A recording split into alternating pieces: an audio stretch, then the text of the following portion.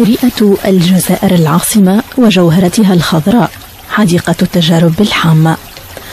هذا المتحف البيولوجي الآسر المتربع على مساحة 32 هكتارا استطاع أن يحتل المرتبة 5 عالميا كأحسن حديقة عالمية، والثالثة بين أكبر الحدائق التاريخية في العالم، والأولى في إفريقيا. مرآة تعكس جمال الطبيعة وسحر الإبداع. لنقل أنها مكتبة عالمية للنباتات تعود نشأتها إلى عام 32 و800 وألف.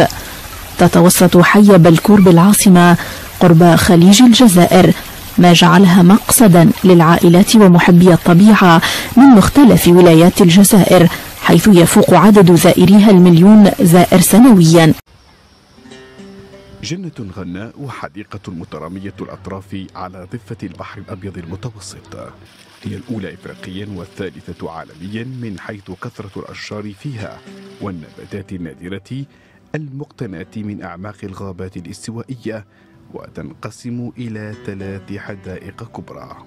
ممر الدراسينا من أجمل الممرات اللي متواجدة في العالم، وحيد فريد بنوعه بهذا الشكل اللي يتوسط الحدائق المفتوحة أو ما يعرف لي جاردان ريغوليي على فرونسيز، والحدائق الضليلة أين كثافة الأشجار راح نتحسوا بها أكثر من الحدائق المفتوحة.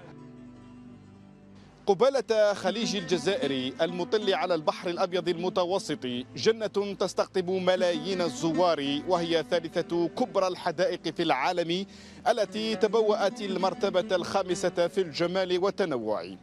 إنها فعلا مرآة تعكس سحر الطبيعة بين ضفتي المتوسط. أقيمت الحديقة المسماة بالحامة نسبة إلى طبيعة التربة الطينية في قلب العاصمة، فيها معاهد للزراعة وأخرى للبستنة والاختبارات. تنتصب في جنباتها أشجار تجاوز عمرها قرنا ونصف قرن، أشجار انقرضت في موطنها الأصلي ولا تزال معمرة هنا. الإنسان هنا يستراح، حتى أن نعلم بأن في فيلم مشهور طرزان، بعد من لقطات من هذا الفيلم استخرجت في هذا المكان.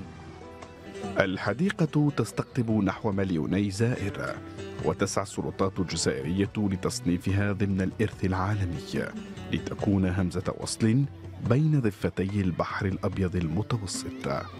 أسامة عبد النور، العاصمة الجزائرية، الميادين.